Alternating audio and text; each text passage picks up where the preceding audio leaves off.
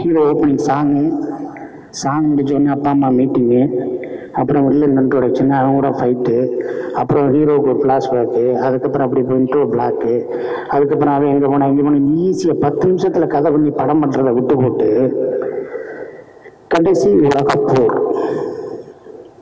இவங்களை ரிஸ்க்குறாங்க.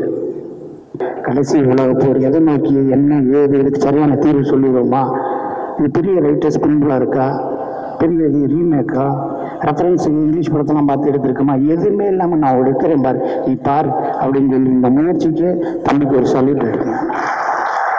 நீங்கள் பாட்டுக்கு சம்பாரிச்ச காசெல்லாம் தூக்கி போட்டு சினிமா படம் எடுத்து டீமை வச்சு ஒரு ஆளை வச்சு கஞ்சி தரவே கஷ்டம். நீங்கள் எவ்வளோ பேர்த்தையும் அரவணைச்சு போகிறதுன்னு சும்மா சாதாரண காரியமா? அந்த ஒரு எண்ணம் உங்களை வாழ வைக்கும். கண்டிப்பாக அந்த சினிமா உங்களை விடவே விடாது. I love you, sir.